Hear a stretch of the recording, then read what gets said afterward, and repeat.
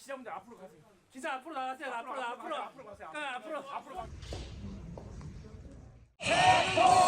This was the moment that protesters poured out to the streets of Seoul in response to President Yoon Suk-yeol's declaration of martial law. 친애하는 국민 여러분, 저는 북한 공산 세력의 위협으로부터 자유 대한민국을 수호하고 That declaration basically gave the military power to run the country. It halted political activities and allowed the military to take command of the news media. This was the first time that a South Korean president has done something like this since the 1980s. But it was also a culmination of the political turmoil that has brewed in the 2 years of his time in office so far.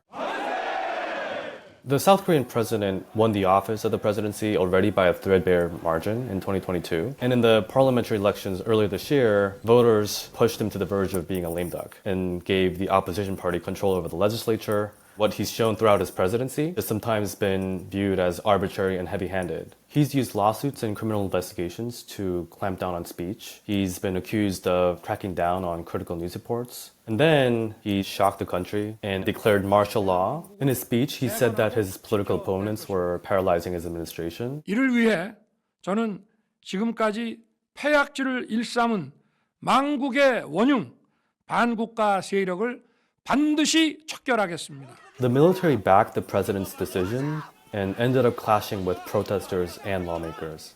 When I talked to the people at the National Assembly this morning, they were talking about how they grew up in a generation that fought for the democratization of the country. And they have these vivid memories of protests like that and political turmoil and military rule. That kind of memory has driven this culture of protest in South Korea. People stayed into the early hours of the day, braving low 30s temperatures and calling for an end to the martial law. What was critical to ending martial law was the president appears to have acted almost alone without consulting with his political allies. Literally in the minutes after the president's speech, the opposition leader, Lee Jae-myung, started a live stream issuing a plea for lawmakers and citizens to go to the National Assembly. And he himself went there, climbed over a fence so that he could cast their vote for an end to martial law. And the result was 190-0.